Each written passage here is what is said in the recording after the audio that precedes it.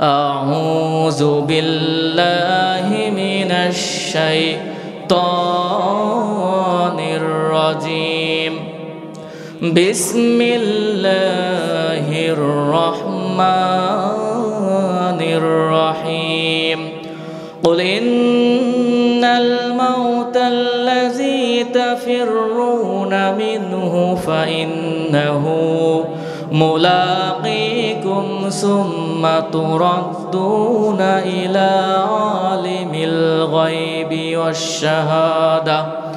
ওয়াশ-শাহাদাতি ফায়ুনাব্বিউকুম বিমা কুনতুম তা'মালুন। জোরে বলি আল্লাহু আকবার।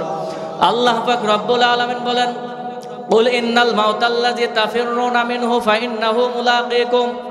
আল্লাহ পাক রব্বুল আলামিন বলেন, কুল হে নবী আপনি বলে দিন, ইন্নাল মাউতাল্লাযী তাফিররুনা মিনহু ফাইন্নাহু মুলাকীকুম। এই পৃথিবীতে যে সমস্ত মানুষ আছে তারা মৃত্যু থেকে বাঁচতে চায়, তারা মৃত্যু থেকে পালায়ন করতে চায়, কিন্তু তারা কোনোদিন মৃত্যু থেকে পালায়ন করতে পারবে না, বরঞ্চ মৃত্যু তাদেরকে অবশ্যই পাকড়াও করবে। কথা বলেন ঠিক কিনা? এই পৃথিবীতে আমরা মৃত্যু থেকে যতই পালাতে চাই না কেন, মৃত্যু থেকে আমরা কি পালায়ন করতে পারবো বলেন? মৃত্যু অনিবার্য। এই পৃথিবীতে যারা নাস্তিক এবং মুরতাদ আছে এরা কিন্তু আল্লাহ আছে এই কথা বিশ্বাস করে না, জানেন আপনারা? যারা নাস্তিক তারা আল্লাহ আছে এই কথা বিশ্বাস করে না। তারা বলে দেয়ার ইজ নো গড, আল্লাহ বলতে কিছুই নাই। কিন্তু তারা এই কথা বিশ্বাস করে যে এই পৃথিবী ছেড়ে আমাদেরকে চলে যেতেই, কথা বলেন, চলে যেতেই আমরা কেউ এই পৃথিবীতে স্থায়ীভাবে থাকতে পারবো না। কি পারবো বলেন? কিন্তু কখন যেতে হবে আল্লাহ পাক রব্বুল আলামিন বলেন, ফাইজা জাআ আজালুহুম লা ইস্তাখিরুনা সাআতাও ওয়া লা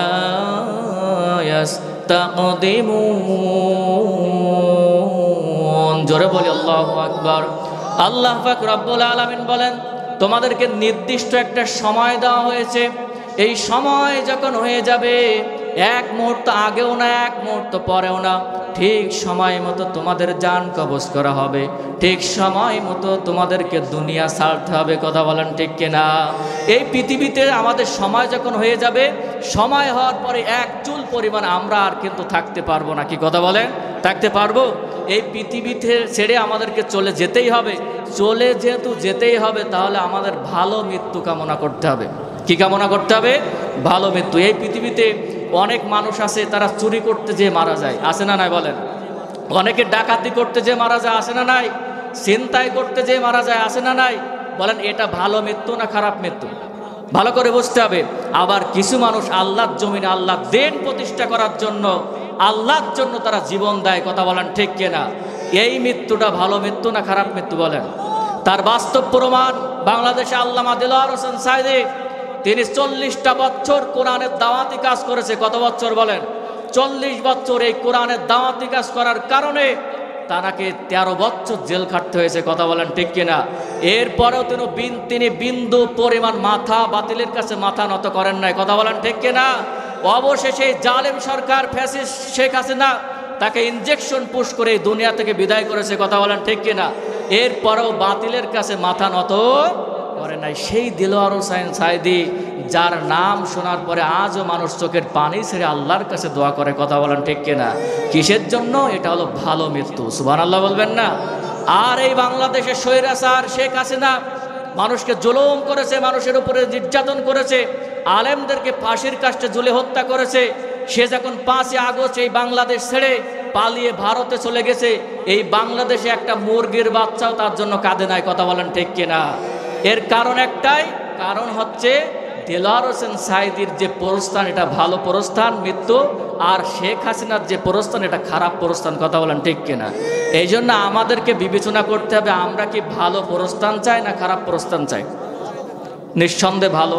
আমাদেরকে সব সময় পরিকল্পনা করতে হবে, আল্লাহর কাছে যেতে হবে যে আল্লাহ দুনিয়া থেকে যেহেতু চলে যেতেই হবে, আমাকে ভালো মৃত্যু দান করো। এই দোয়া আল্লাহর হাবিব সাল্লাল্লাহু আলাইহি ওয়াসাল্লাম সব সময় করতেন। আল্লাহর হাবিব সাল্লাল্লাহু আলাইহি ওয়াসাল্লাম এই পৃথিবীতে সব থেকে আদর্শবান ব্যক্তি। কথা বলেন ঠিক কিনা? আল্লাহর হাবিবের থেকে বেশি আদর্শবান এই পৃথিবীতে আছে বলেন? যার সম্পর্কে হযরত আয়েশা রাদিয়াল্লাহু তাআলা আনহা বলেন, আনতা রাজুলুন গুফিরা লাহু তাকাদ্দামা মা তাআখার। আল্লাহর হাবিব সাল্লাল্লাহু আলাইহি ওয়াসাল্লামের সামনেও কোনো গুনাহ নাই, পিছনেও কোনো গুনাহ নাই। আল্লাহ পাক রব্বুল আলামিন সব গুনাহ থেকে বিশ্ব নবীকে মাসুম করে দিয়েছেন। সুবহানাল্লাহ। সামনে পিছনে কোনো গুনাহ নাই।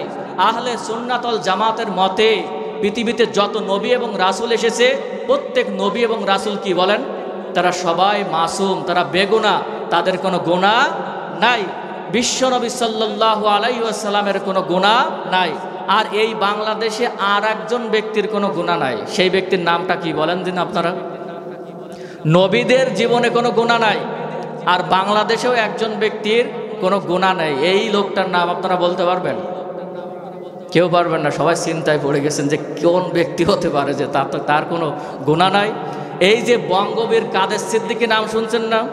তার বড় ভাই আব্দুল লতিফ সিদ্দিকী, সে বলেছে যে আমার জীবনে কোনো গুনাহ নাই। কিছুদিন আগে একটা মাহফিলে যে বসে সে মাইকটা নিয়ে বলছে যে হুজুরিরা যখন দোয়া করে আল্লাহর কাছে যে আল্লাহ মাফ করে দাও, গুনাহ মাফ করে দাও, আমি তখন হুজুরদের সঙ্গে হাত উঠাই না। কেন?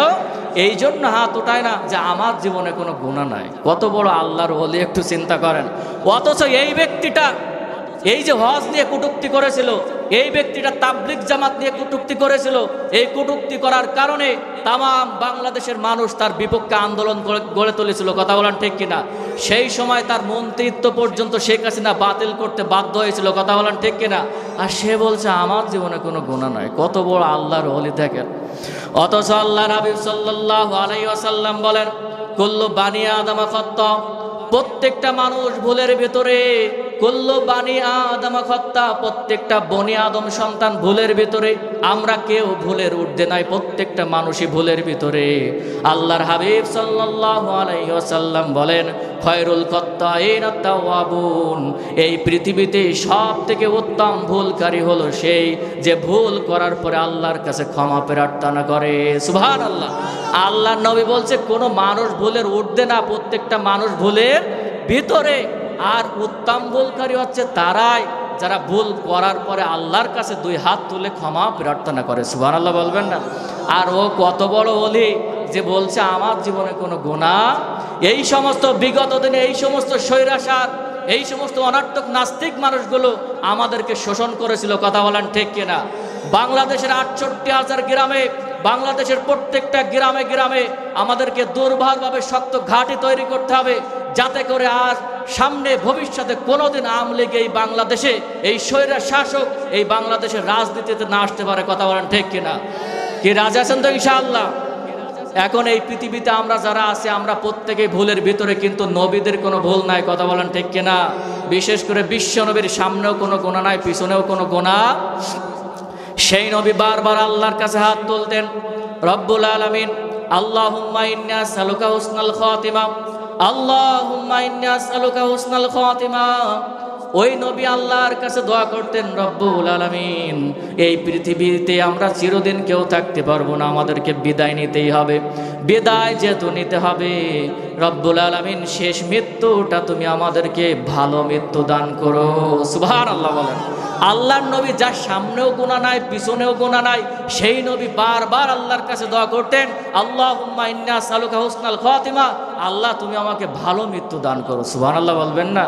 সেই ভালো মৃত্যু আমাদের কামনা করার দরকার আছে না নাই? আমরা কি ভালো মৃত্যু চাই? কে কে চাই? দুই হাত তুলে দেখাই। লিল্লাহি তাকবীর, জোরে লিল্লাহি তাকবীর। আল কোরআনের আলো, সংসদে জালো, নারায়ে তাকবীর। আপনারা একটা ভুল স্লোগান দেন যে আল কোরআনের আলো ঘরে ঘরে জ্বালো। আচ্ছা, ঘরে ঘরে তো আজকে বাংলাদেশ ৫৪ বছর স্বাধীন হয়েছে, ঘরে ঘরে আমরা জ্বালাইছি না? তা বাংলাদেশে বলেন শান্তি এসেছে বলেন? এখন আর ঘরে জ্বালিয়ে লাভ না, এখন এই কোরআন জ্বালাতে হবে সংসদে। কথা বলেন ঠিক কিনা? রাজি আছেন তো ইনশাআল্লাহ? এই জন্য এই বাংলাদেশের আনাচে কানাচে প্রত্যেকটা মানুষকে আওয়াজ তুলতে হবে।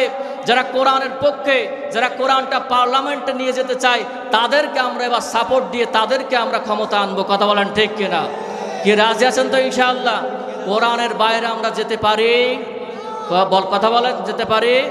এই জন্য আমাদের স্লোগান হবে আল কোরআনের আলো সংসদে জ্বালো। কথা বলেন ঠিক কিনা? সংসদে যদি এই কোরআনটাকে পাশ করা যায়, কোরআনের আইন যদি চালু করা যায়, তাহলে আমার খোদার কসম আল্লাহ পাক রব্বুল আলামিন বাংলাদেশের প্রত্যেকটা ঘরে ঘরে শান্তি পৌঁছে দিবেন। সুবহানাল্লাহ বলেন। এই জন্য আমাদের স্লোগান হবে আল কোরআনের আলো। সবাই বলেন, জোরে বলেন, আল কোরআনের আলো, সংসদে জালো। ঠিক আছে তো ইনশাআল্লাহ? আমরা সবাই ভালো মৃত্যু চাই। এই ভালো মৃত্যু কয়টা এবং কি কি সংক্ষিপ্ত আকারে বলবো, কি শুনতে রাজি আছেন ইনশাআল্লাহ? আল্লাহর হাবিব সাল্লাল্লাহু আলাইহি ওয়াসাল্লাম বলেন, এই পৃথিবীতে 5 ভাবে মৃত্যু বরণ করবে যারা, তারা আল্লাহর সন্তুষ্টি অর্জন করে আল্লাহর জান্নাতে চলে যাবে তারা। সুবহানাল্লাহ বলেন। একটু জিকির করি, লা ইলাহা ইল্লাল্লাহ, জোরে লা ইলাহা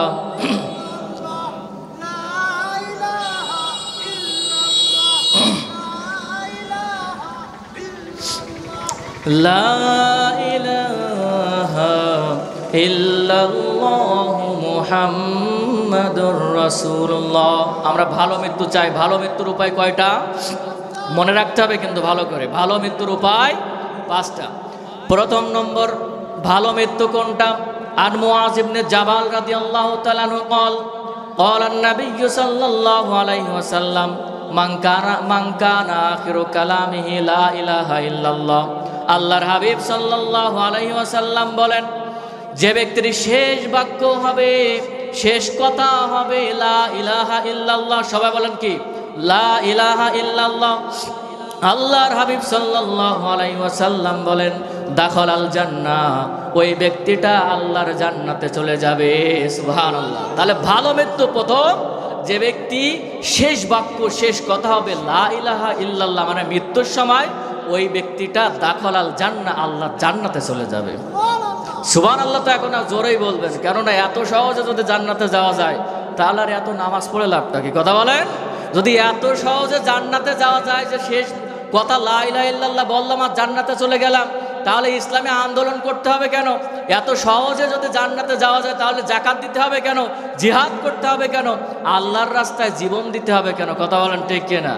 সব কথার এক কথা হচ্ছে, যারা আল্লাহর কোরআন অনুযায়ী এবং বিশ্বনবীর হাদিস অনুযায়ী এই দুনিয়াতে চলবে, জীবন পরিচালনা করবে, মৃত্যুর সময় ঈমানে কালেমা তাদেরই নসিব হয়ে যাবে। সুবহানাল্লাহ। কিন্তু এই পৃথিবীতে যারা কোরআন এবং হাদিস অনুযায়ী চলবে না, কোরআনের উপর অটল থাকবে না, ইস্তেকামত থাকবে না, তারা হাজারো চেষ্টা করার পরেও ওই শেষ বাক্য কালেমা লা ইলাহা ইল্লাল্লাহ তাদের কপালে আসবে না। ক্লিয়ার তো কথা? এটা ভালো করে বুঝতে হবে। এই জন্য আমরা জানাজার ভিতরে একটা দোয়া পড়ি। এই জানাজার দোয়াটা কে কে পারেন একটু হাত উঠান তো। জানাজার ভিতরে যে দোয়া পড়তে হয়, এই দোয়াটা কে কে পারেন একটু হাত উঠান। কোনো লজ্জা নাই। তার মানে বোঝা যাচ্ছে যে আমাদের এখানে যারাই বসে আছি বেশিরভাগ মানুষই জানাজার দোয়াটা আমরা পারি না। তার মানে জানাজা, আমার বাপের জানাজা, আমার মায়ের জানাজা, আমার যে প্রতিবেশীর জানাজা আমি পড়তে এসেছি, আল্লাহু আকবার বলে হা করে বসে আছে। তার মানে আপনিও মারা যাবেন, আপনার পিছনে যারা দাঁড়াবে ওরাও সব হা করে দাঁড়াবে। তার মানে কেউ দোয়া করতে পারছে না। কথা বলেন ঠিক কিনা? কিন্তু জানাজার দোয়াটা পড়ার দরকার আছে না নাই? এই জানাজার দোয়া আমরা কি পড়ি? আল্লাহুম্মা গফির লি হাইয়িনা ওয়া মাইয়িতিনা ওয়া শাহিদিনা ওয়া গায়বিনা ওয়া সাগীরিনা ওয়া কাবীরিনা ওয়া যাকারিনা ওয়া উনসানা আল্লাহুম্মা মান আহইয়াইতাহু মিন্না ফাহিহি আলাল ইসলাম ওয়া মান তাওয়াফাইতাহু মিন্না ফাতাওয়াফাহু আলাল ঈমান। আল্লাহু আকবার বলি। এখানে আল্লাহ পাক এখানে আমরা দোয়া কি বলতেছি জানেন? দোয়া করতেছি আল্লাহুম্মা মান আহইয়াইতাহু মিন্না ফাহিহি আলাল ইসলাম। হে আল্লাহ, আমরা জীবনে যতদিন বেঁচে থাকবো পৃথিবীতে ততদিন যেন ইসলামের উপরে চলতে পারে। কিসের উপরে? ইসলামের উপরে। ওয়া মান তাওয়াফাইতাহু মিন্না ফাতাওয়াফাহু আলাল ঈমান। এবং যখন মৃত্যুবরণ করব তখন যেন ঈমানের সাথে মৃত্যুবরণ করতে পারি। তার মানে ভালো করে বুঝতে হবে, যারা ইসলামের উপরে দুনিয়ায় অটল ছিল না, টিকে ছিল না, তারা মৃত্যুর সময় হাজার চেষ্টা করেও কালেমা পড়তে পারবে বলেন? তার বাস্তব প্রমাণ হচ্ছে ফেরাউন। এই ফেরাউন কিন্তু 1600 বছর রাজত্ব করেছিল। কত বছর বলেন? এই ফেরাউন মূসা আলাইহিস সালাতু ওয়াস সালামকে এই পৃথিবীতে আসতে দিবে না, এই জন্য 25,000 ছোট্ট শিশু হত্যা করেছিল। নাউজুবিল্লাহ বলবেন না? 25,000 শিশু হত্যা করেছিল, মূসা আলাইহিসসালামকে এই পৃথিবীতে আসতে দিবে না। কিন্তু মূসা আলাইহিসসালামের এই আগমনকে কি সে ঠেকাতে পেরেছিল? আল্লাহর উপরে কোনো আছে বলেন? শক্তিধর কেউ আছে? আল্লাহ যেটা চাইবে সেটাই হবে, আল্লাহ যেটা না চাইবে সেটা কখনো হবে। এখন মূসা আলাইহিসসালাম কিন্তু এই পৃথিবীতে আসলেন এবং বড় হলেন এবং নবুয়াতের দাওয়াত, দিনের দাওয়াত দেওয়া শুরু করলেন। ফেরাউন দেখলো যে মূসার এই দাওয়াত বন্ধ করতে গেলে মূসাকে হত্যা করতে হবে। কি করতে হবে? মূসাকে হত্যা করার জন্য ফেরাউন 70,000 ঘোড়া এবং সেনাবাহিনী নিয়ে মূসা আলাইহিসসালামকে তাড়া করলো। মূসা আলাইহিসসালাম যখন ওই যে লোহিত সাগর পর্যন্ত গেলেন, ঠিক সেই সময়ে মূসা আলাইহিসসালামের যে সঙ্গী সাথীরা ছিল তারা বলল, হে আল্লাহর পয়গম্বর মূসা, আমরা তো পাকলা হয়ে গেছি। তখন মূসা আলাইহিসসালাম বললেন, কাল্লা, কখনো না, সায়াহদিন, আমার আল্লাহ পাক রব্বুল আলামিন আমাদের অবশ্যই একটা পথ বের করে দিবেন। সুবহানাল্লাহ। এই কথাটা আল্লাহ পাক রব্বুল আলামিনের কাছে অত্যন্ত পছন্দ হয়ে গেলেন। আল্লাহ পাক রব্বুল আলামিন বললেন, হে মূসা, তোমার হাতে ওটা কি? লাঠি। ওই লাঠিটা তুমি ওই সমুদ্রের ভিতরে ফেলে দাও। যখনই ফেলে দিল, দেওয়ার সঙ্গে সঙ্গে বিশাল বড় রাস্তা হয়ে গেল। সুবহানাল্লাহ বলবেন না? মূসা আলাইহিসসালাম নির্বিঘ্নে ওই যে নদী পার হয়ে গেলেন রাস্তা দিয়ে। এদিকে ফেরাউন এসে দেখে আরে বিশাল বড় বাজানের তৈরি করা কি রোড হয়ে আছে। এখন ফেরাউনের সৈন্যরা বলছে যে বাদশাহ নামদার ফেরাউনকে বলছে, এই রাস্তাটা তৈরি করলো কে? এইখানে তো রাস্তা ছিল না। ফেরাউন নিজের নামে ক্রেডিট নিয়ে বলছে যে এই রাস্তাটা আমি তৈরি করেছি। নাউজুবিল্লাহ বলবেন না? রাস্তা তৈরি করেছে কে? আর ক্রেডিট নিচ্ছে কার নামে? ফেরাউনের নামে। আপনি লক্ষ্য করে দেখেন, এই পৃথিবীতে যারা নব্য ফেরাউন আছে, ওরাও জনগণের টাকা দিয়ে বিভিন্ন কিছু করে নিজের নামে ক্রেডিট নেয়। কথা বলেন ঠিক কিনা? তারা এই যে পদ্মা সেতু তৈরি করেছে জনগণের টাকা দিয়ে, কথা বলেন, আর বলে আমি তৈরি করেছি। আবার এই যে মোবাইলগুলো আমরা আমাদের টাকা দিয়ে কিনেছি, তারা বলছে যে মোবাইল দিয়েছে কে? ওই যে কাওয়া, মনে আছে কাদের? মোবাইল দিয়েছে কে? সবাই বলছে শেখ হাসিনা। আচ্ছা, এই ফোন কি শেখ হাসিনা দিয়েছে? আমার বাপের টাকা দিয়ে আমি ফোন কিনেছি, আর শেখ হাসিনা নিজের নামে ক্রেডিট নিয়েছে যে এই ফোনটা দিয়েছে আমরা। অথচ ভালো করে লক্ষ্য করে দেখেন, ওই জামানার যে ফেরাউন আল্লাহ তৈরি করেছে, নিজের নামে ক্রেডিট নিয়েছে, আর এই জামানার যে নব্য ফেরাউন সেও কিন্তু নিজের নামে ক্রেডিট নিয়েছে। কথা বলেন ঠিক কিনা? ওরা সবই একই, কিন্তু একটু পার্থক্য আছে। সেটা কি জানেন? ওই জামানার ফেরাউন ছিল পুরুষ, আর এই জামানার ফেরাউন ছিল মহিলা। কথা বলেন ঠিক কিনা? এদের কাজই হচ্ছে নিজের নামে সবসময় ক্রেডিট নেওয়া। এখন ফেরাউন বলছে এটা আমার তৈরি, আমি তৈরি করেছি, যেহেতু ও বলেছিল আনা রব্বুকুমুল আলা, আমি তোমাদের রব। এই যারা রাজনীতি করে, যারা বাচ্চা, এই রাজনীতিবিদদের কিন্তু একটু বেশি বুদ্ধি হয়। কি হয় বলেন তো? একটু বেশি বুদ্ধি হয়। একটা উদাহরণ দিলে আপনারা বুঝতে পারবেন। একটা মহিলা, সে তার স্বামীকে বলছে, আমাদের যে সন্তানটা হয়েছে, এই সন্তান তো আমরা লেখাপড়া করাচ্ছি, অনেক টাকা খরচ করাচ্ছি, আসলে এই বড় হয়ে যে কি হবে আমার খুবই চিন্তা হয়। মহিলা বলছে, মানে মা বলছে। তখন স্বামী বলছে, কোনো চিন্তার কারণ নাই, তোমার সন্তান বড় হয়ে কি হবে সেটা আগামীকাল তোমাকে আমি বলে দেব। এখন বলছে ঠিক আছে, কিভাবে বলে দাও, আমি আগামীকালকের অপেক্ষায় রইলাম। পরের দিন ওই যে লোকটা, সে অফিসে গেছে, অফিস থেকে বেতন উঠিয়েছে, পকেট ভর্তি টাকা নিছে এবং একটা খুব সুন্দর দেখে কোরআন শরীফ কিনেছে। কি কিনেছে? কোরআন শরীফ। আর মদের দোকান থেকে যে বড় এক বোতল মদ কিনেছে। কি কিনেছে? এই তিনটা জিনিস কিনে বাড়ি যখন এসেছে, স্ত্রী দেখেই বলছে, সর্বনাশ, এটা কি করেছো? এক হাতে কোরআন শরীফ, পকেটে টাকা, আবার বাম হাতের ভিতরে তোমার মদের বোতল। এই যে কোরআন শরীফ এক হাতে আর এক হাতে মদের বোতল, এটা কখনো ঠিক না। কথা বলেন ঠিক? এটা হারাম আর কি কোরআন কি এক সময় একসঙ্গে করা জায়েজ আছে বলেন? না, কখনো ঠিক না। এখন বলছে যে এটা কি করেছো? তখন বলছে এই তিনটা জিনিস না হলে তো তোমার পরীক্ষা করা যাবে না। তা কিভাবে পরীক্ষা করবা? বলছে যে সন্তান যখন প্রাইভেট পড়ে বাড়িতে আসবে, ওই দরজার সামনেই আমরা টেবিলের উপরে এই তিনটা জিনিস রাখবো। একটা কোরআন শরীফ রাখবো, আর এই টাকাগুলো রাখবো, আর ওই যে মদের বোতলটা। যদি তোমার সন্তান ঘরে ঢুকে কোরআনটা ধরে, তাহলে বুঝে নেবে যে এটা আল্লাহর ওলি হবে। সুবহানাল্লাহ বলবেন না? আর যদি টাকা ধরে, তাহলে বুঝে নেবে এটা বড় হয়ে ব্যবসায়ী হবে, বড় ব্যবসায়ী। আর যদি মদের বোতলটা ধরে, তাহলে বুঝে নেবে যে এটা হবে, কি বলেন, মাতাল হবে। কি হবে? মাতাল। এখন এইভাবে করে রেখে দিয়ে ওরা কিন্তু আলাদা একটা ঘরে উকি দিচ্ছে, সেখানে পালিয়েছে, যে দেখা যাক যে আজকে কি হয়। এখন ওই সন্তানটা প্রাইভেট পড়ে বাড়িতে দরজা খুলেই দেখে সর্বনাশ, একই টেবিলে কিছু টাকা, আবার একটা কোরআন শরীফ, আবার মদের বোতল। সে কিন্তু খুবই টেনশনে পড়ে গেছে যে কোনটা আমি নেব। অনেক সময় চিন্তা ভাবনা করে সর্বপ্রথমটা ওই যে কোরআনটা নিল, কোরআনটা নিয়ে বুকের ভিতরে জড়িয়ে নিল। সুবহানাল্লাহ। তো এখন বলছেন, একটু পরে বুঝতে পারবেন।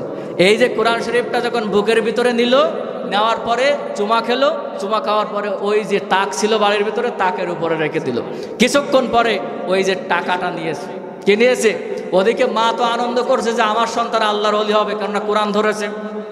এরপরে কোরআনটা রাখার পরে ওই টাকা নিয়েছে, টাকা নিয়ে যখন পকেটে রাখছে, ওর মা বলছে কি ব্যাপার, কথা ছিল তো একটা ধরবে, কিন্তু এখন টাকাও ধরছে, এর কারণটা কি? তখন ওই যে স্বামী লোকটা বলছে যে চুপ করো, দেখা যাক, দেখি কি করে, আমরা একটু দেখি। এই যে টাকা পকেটের ভিতরে নেওয়ার পরে তৃতীয় নম্বর কিন্তু ওই মদের বোতলও নিয়েছে। মদের বোতল নিয়েই মুখে কিন্তু ঠপাঠপ একটা বাড়ি দেওয়া হয়ে গেছে। কি বলবেন এখন? এখন ওই যে স্ত্রী বলছে যে এটা তো আমি কিছুই বুঝলাম না, ওর নেওয়ার কথা ছিল একটা, তিনটা নিল কেন? তখন ওই যে স্বামী বলছে যে এটা তুমি বুঝবা না, ও আলেমও হবে না, ও মদখোর হবে না, ও বড় ব্যবসায়ী হবে না, ও এই সমাজের একজন রাজনীতিবিদ হবে। কি বিদ হবে? রাজনীতিবিদ। কেননা রাজনীতিবিদদের কিন্তু সব গুণ থাকা লাগে। কথা বলেন ঠিক কিনা? আমরা বিগত সময় যখন কোরআনের তাফসির করেছে, ওই লোকটা রাজনীতিবিদ এসে আমাদের হাতে হাত দিয়েছে, কোরআনটা নিয়ে চুমু খেয়েছে।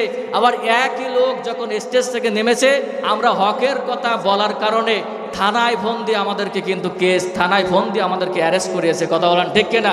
ওই একই নেতা আবার রাতের বেলায় 2-3 বোতল মদ না খেলে ঘুম হয় না। কথা বলেন ঠিক কিনা? তার মানে রাজনীতিবিদদের কিন্তু চতুর্মুখী কি থাকা লাগে বলেন? সব প্রকারের বুদ্ধি থাকা। ফেরাউনের যদি বুদ্ধি না থাকতো তো এত বছরও তো রাজনীতি করতে পারতো না, ক্ষমতা থাকতে পারতো না। কথা বলেন ঠিক কিনা?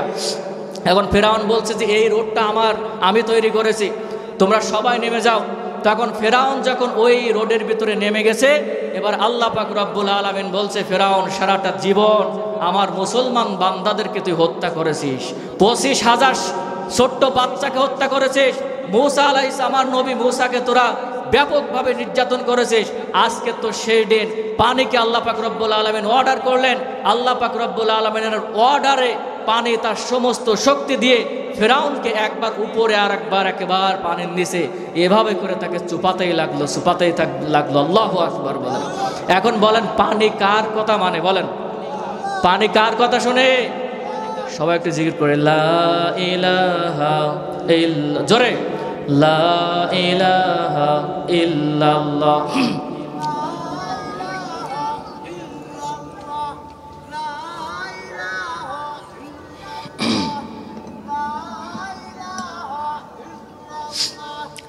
লা ইলাহা ইল্লাল্লাহ মুহাম্মাদুর রাসূলুল্লাহ।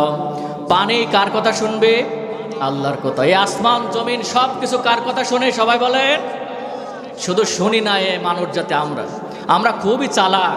আমরা আল্লাহর কথা শুনতে চাই না। আল্লাহ কোরআনের ভিতরে 1 বার 2 বার না 82 বার নামাজের কথা বলেছে। আমরা এই নামাজ কয়জন আদায় করি 5 ওয়াক্ত? এরকম মানুষ এখানে খুঁজলে কিন্তু পাওয়া যাবে না। কথা বলেন ঠিক কিনা? আমরা খুবই চালাক। চালাক কেমন জানেন? এক জায়গায় ফুটবল খেলতে গেছে সব ছেলে মেয়েরা, তারা ফুটবল খেলা শেষ হলে বলছে যে হাতে অনেক সময় আছে, আমরা এখন বাড়িতে যাব না, এক কাজ করি, সবাই 2-5 টাকা করে উঠায় একটু মুড়ি চানাচুর খায়। কি খায়? মুড়ি চানাচুর। মানুষ কতটা চালাক দেখেন। এখন এই যে সবাই টাকা উঠাচ্ছে, কেউ দেশে 5 টাকা, কয় টাকা? কেউ দেশে 4 টাকা, কেউ দেশে 3 টাকা, আর কেউ দেশে 2 টাকা। এখন ওই রাস্তা দিয়ে যাচ্ছিল শয়তান। কে যাচ্ছিল? শয়তান মনে মনে বলছে যে আজকের আমি এখানে টাকা দেবো কম আর খাবো বেশি, টাকা দেবো 1 টাকা আর ওদের থেকে আজকের বেশি মুড়ি চানাচুর আমি খাবো। এই চিন্তা ভাবনা করে শয়তান এসে বলছে যে আমিও থাকতে চাই। এখন শয়তান বলছে আমি 1 টাকা দেবো তোমাদের। ওরা বলছে ঠিক আছে, কোনো সমস্যা নাই, যার কাছে যা আছে তাই। 1 টাকা দেশে মুড়ি চানাচুর যখন কিনে এনে মাখানো হয়ে গেছে, যখন খাওয়া দাওয়া শুরু হবে, ঠিক সেই সময় ওর ভিতর থেকে একজন বলছে যে ঠিক আছে সবাই তো খাবে, কিন্তু ইনসাফপূর্ণভাবে খেতে হবে।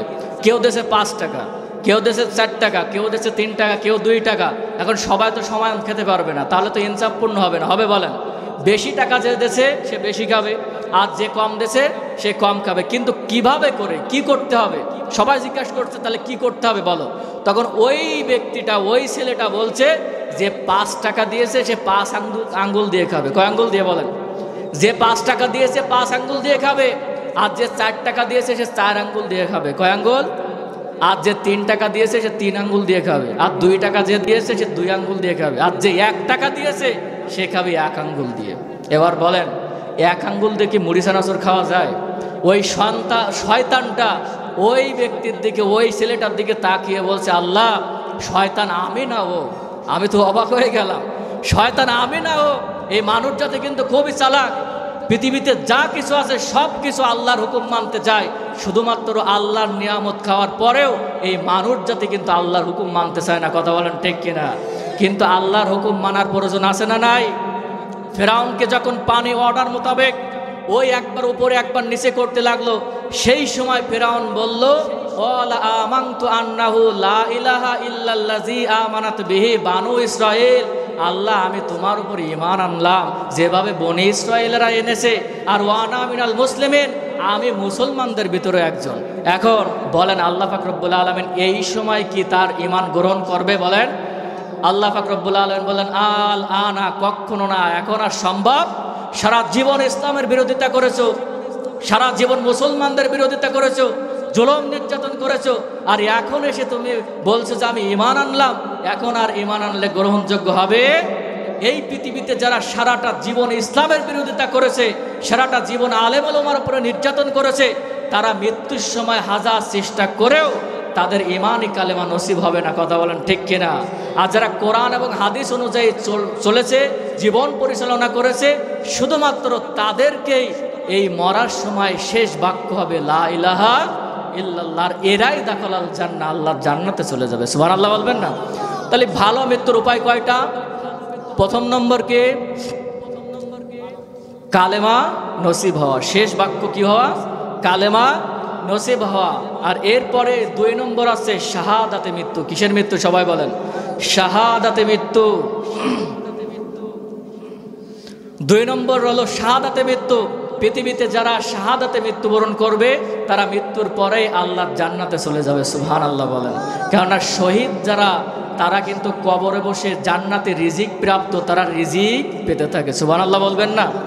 কিন্তু সমস্যা হলো শাহাদাতের কথা, জিহাদের কথা যখন আমরা শুনি আমরা খুবই ভীতগ্রস্ত হয়ে যাই যে এই আল্লাহর জন্য আমাদের জীবন দিয়ে দিতে হবে, সব তো শেষ হয়ে যাবে। কথা বলেন।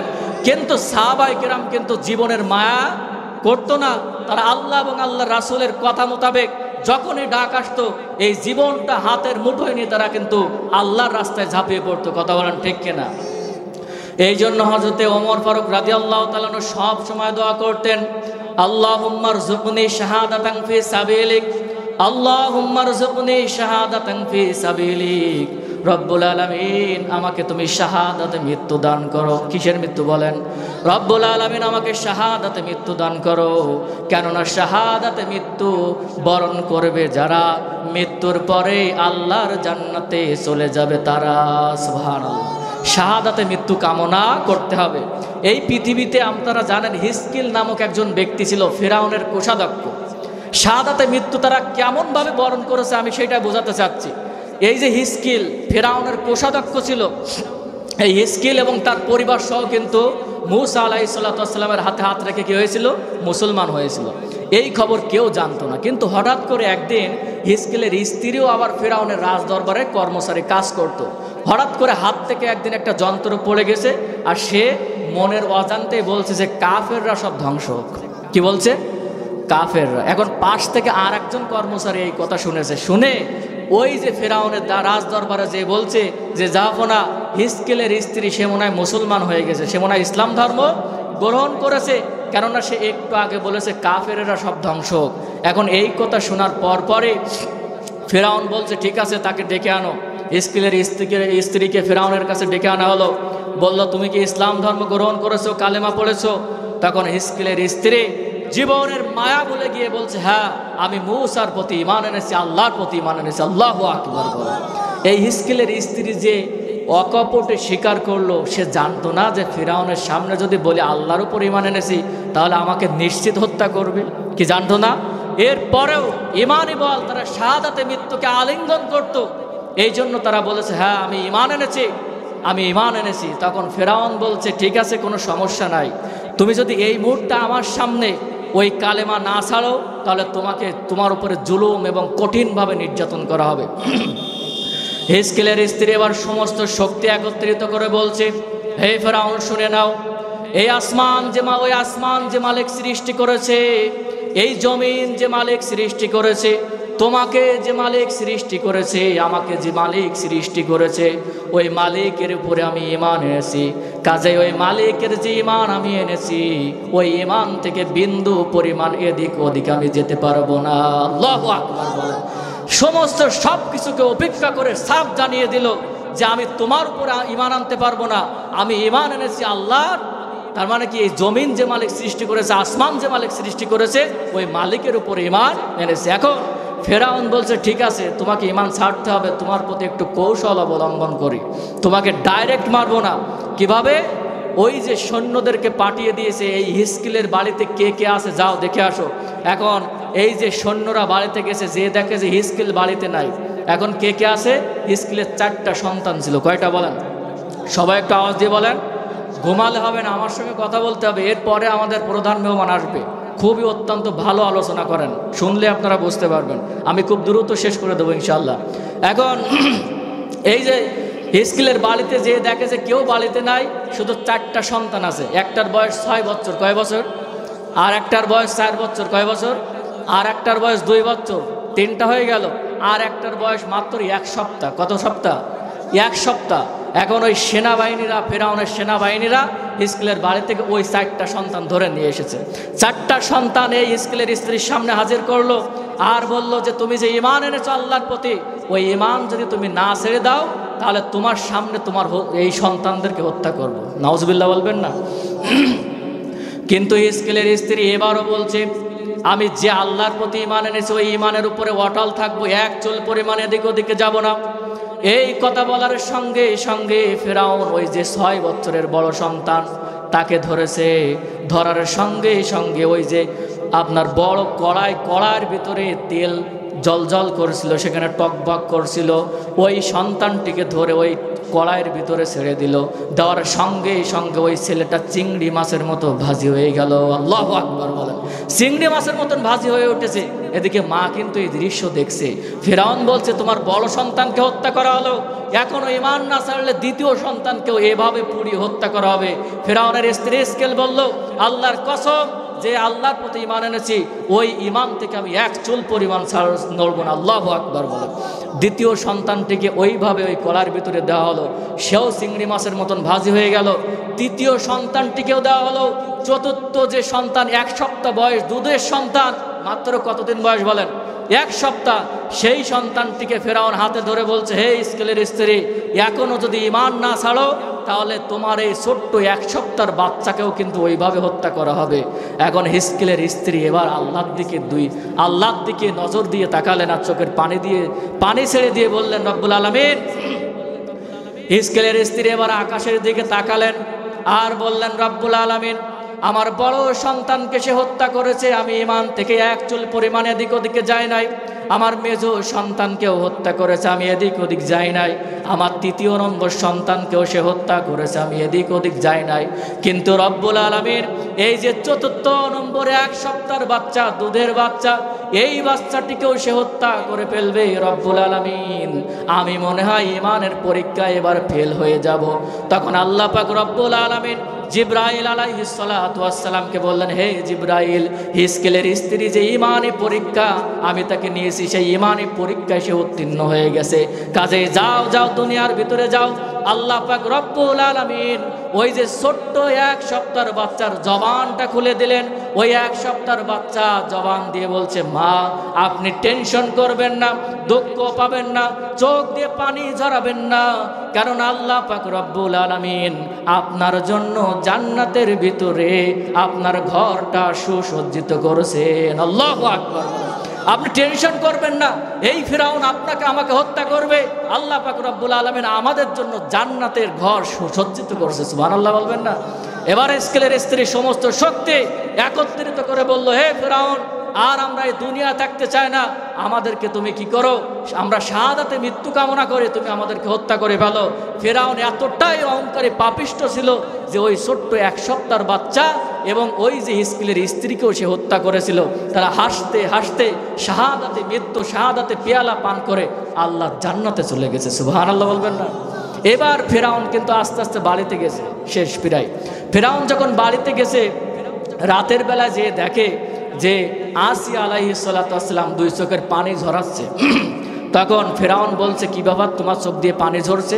তখন আসিয়া বলছে যে আপনি কতটা পাপিষ্ট, কতটা নিষ্ঠুর, এই যে হিজকিলের 4টা সন্তানকে আপনি হত্যা করেছেন, 1 সপ্তাহ দুধের বাচ্চাকেও হত্যা করেছেন, ওই মহিলাটাকেও আপনি হত্যা করেছেন, আপনার ভিতরে কি কোনো মায়া দয়া নাই, বিন্দু পরিমাণ মায়া দয়া নাই?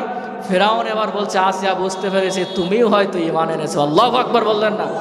এবার আসিয়া আলাইহিস সালাতু ওয়াস সালাম চিন্তা ভাবনা করলেন, তারা যদি আল্লাহর জন্য শাহাদাতে মৃত্যু কামনা করতে পারে, স্ত্রীর মতন হত্যা করব। এভাবে করে রাত চলে গেছে, সকালবেলায় সূর্য উদিত হয়েছে। এবার ফেরাউন বলছে, হে আসিয়া কি খবর?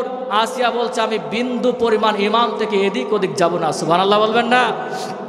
এবার ফেরাউন কিন্তু আসিয়া আলাইহিস সালাতু ওয়াস সালামকে কি করেছে, এভাবে করে পেরেক দিয়ে, কাঠের সঙ্গে পেরেক, এই 2 হাতে পেরেক দিয়ে এভাবে করে বেঁধেছে।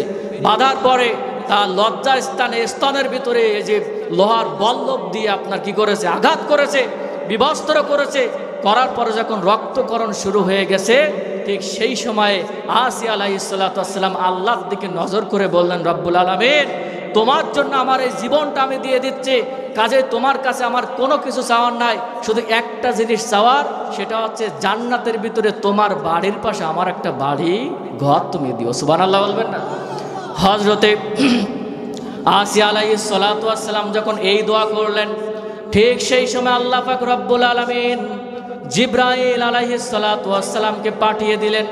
বললেন, হে জিবরাইল, যাও যাও, চলে যাও, আমার আসিয়ার কাছে চলে যাও, আসিয়া আমার জন্য জীবন দিয়ে দিচ্ছে, কাজে আমি আসিয়ার প্রতি সন্তুষ্ট হয়ে গেছি। সুবহানাল্লাহ বলেন? হযরতে আসিয়ার প্রতি আমি সন্তুষ্ট হয়ে গেছি, কাজে আসিয়ার জন্য জান্নাতের ভিতরে যে ঘর আমি বরাদ্দ করেছি, এই ঘরটা তুমি আসিয়ার সামনে একটু তুলে ধরো।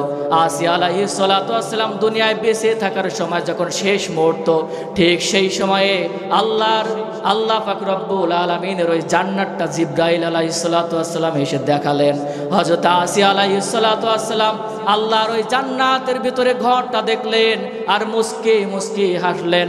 মুস্কি মুস্কি হাসতে হাসতে আল্লাহ পাক রব্বুল আলামিনের জান্নাতে চলে গেলেন। সুবহানাল্লাহ। তার মানে শাহাদাতে মৃত্যুবরণ করলেন। শাহাদাতে মৃত্যুবরণ করার পরে আল্লাহ কি জান্নাত দিবে না? কথা বলেন। তাহলে ভালো মৃত্যুর 2 নম্বর মৃত্যু কোনটা? শাহাদাতে মৃত্যু। এই মৃত্যু কি আমরা কামনা করি? তাহলে আমরা সব সময় দোয়া করব, আল্লাহুম্মা রযুকনি শাহাদাতান ফি সাবিলিক। সবাই বলেন, আল্লাহুম্মা রযুকনি শাহাদাতান ফি সাবিলিক, আল্লাহুম্মা রযুকনি শাহাদাতান ফি সাবিলিক। এই দোয়া কি আমরা করতে পারবো না? এখন 5টা ভালো মৃত্যুর 1ম নম্বর আছে কালেমা নসিব হওয়া। যে ব্যক্তির কালেমা নসিব হবে বুঝবেন এটা ভালো মৃত্যু, এই ব্যক্তি জান্নাতি। আর 2 নম্বর শাহাদাতে মৃত্যু। যে ব্যক্তি শাহাদাতে মৃত্যুবরণ করবে এটা ভালো মৃত্যু, বুঝবেন এই ব্যক্তি জান্নাতি। এখন 3য়, 4র্থ, 5ম নম্বর বলতে গেলে আর তো সময় নাই, কারণ আমার যে সময় দেওয়া হয়েছিল তা অলরেডি সেই সময়টা শেষ হয়ে গেছে। আমাদের যে প্রধান মেহমান উনি খুবই গুরুত্বপূর্ণ আলোচনা করবেন। আপনারা এদিক সেদিক যারা ঘোরাফেরা করছেন খুব দ্রুত প্যান্ডেলে চলে আসেন। আমার গত 2 দিন আগেও প্রোগ্রাম ছিল মাগুরায়, সেখানে কথা বলার কারণে গলাটা একটু ভেঙে গেছে, আর মারাত্মক ঠান্ডা পড়ছে। যাও, যে কথাগুলো বললাম আল্লাহ পাক রব্বুল আলামিন এর উপরে আমল করার তৌফিক দান করুন। সবাই আমিন।